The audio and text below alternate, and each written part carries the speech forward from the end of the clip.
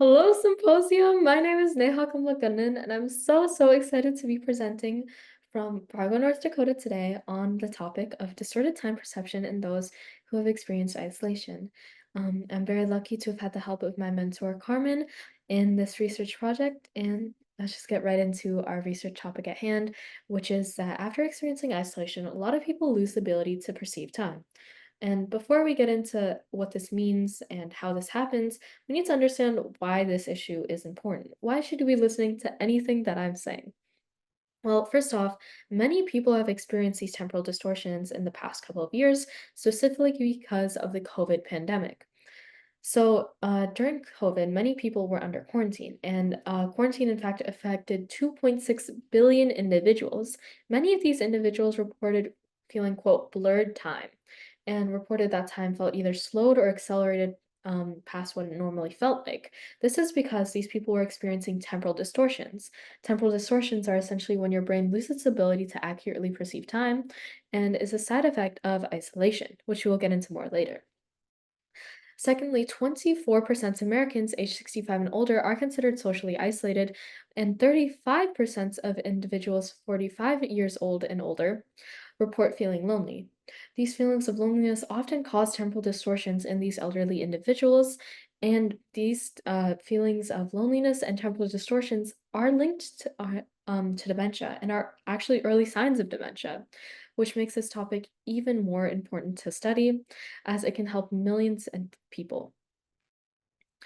So, what first drew me to this topic, and perhaps the first study on the topic of temporal distortions after isolation, was conducted by Michael Seyfried, a French scientist who lowered himself 70 meters under the ground in an Italian cave for 58 days to study the effects of isolation on the human mind. And what he found was quite shocking.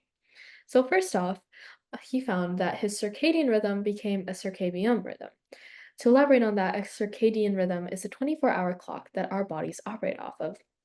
Essentially, every 24 hours, we have to eat, we have to sleep, we perform our daily tasks, etc.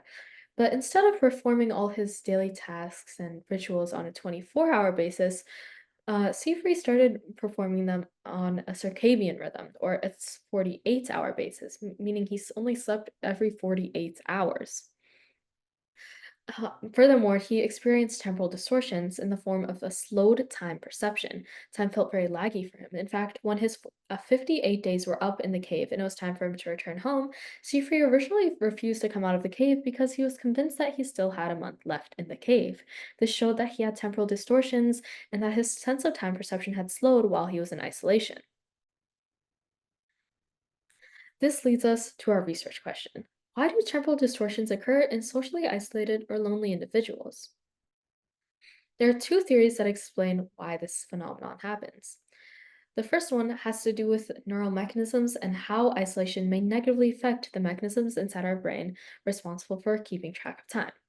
So the first theory is in accordance to the hippocampus, which is responsible for socialization and, very importantly, temporal distortions and perceptions. Essentially, many scientists and studies have concluded that isolation may negatively affect the hippocampus in some way, causing temporal distortions. However, a large existing gap in literature currently is that we don't know how the hippocampus is negatively affected by isolation.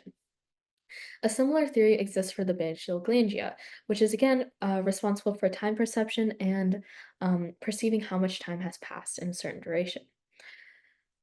Now, more specifically, the dorsal stratum is responsible for keeping track of how much time has passed. And how this happens is in the dorsal stratum, neurons fire every set passage of time. So, as an example, let's say that I throw a ball every 2 minutes. That means that while you're watching me, if I've seen this ball or if I've thrown this ball 4 times, you know that 8 minutes have passed. That is exactly what our neurons are doing inside of our brain, or at least that's what some studies theorize.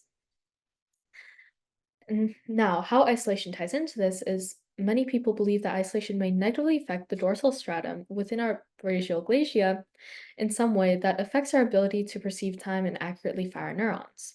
However, there's limited evidence to support this. The second theory has to do with the meaning of life, really. Many many scientists, specifically studied by Aho, concluded that temporal distortions from isolation is a simple uh, cause of such it's a simple side effect of a lack of socialization in our lives because socialization brings necessary meaning to our lives. Without socialization, our lives may feel mundane. Human connection is what makes our lives vivid and joyful. Without our necessary human connections, hours, days, minutes, seconds may blur together and become indistinguishable, blurring our perception of time. This theory makes sense because low socialization is linked to depression, and feelings of loneliness and also distorted time perception are also a side effect of depression, making a link between these two topics. And so, if I had to summarize all the current research on temporal distortions after isolation, it would be in this sentence. Isolation alters neural mechanisms responsible for time perception, but how these mechanisms are altered remains unknown. While we theorize that the hippocampus may be altered by isolation, we don't know how it is altered. Same with glacial ganglia. Many theorize that it is affected by isolation, but we aren't sure how. For this reason, further research is required on this topic to understand how isolation affects our minds and our brains on a deeper level. Thank you so much for listening to my presentation. If you have any questions, I would be very happy to answer them. Apart from that, thank you so much for listening and have a great day.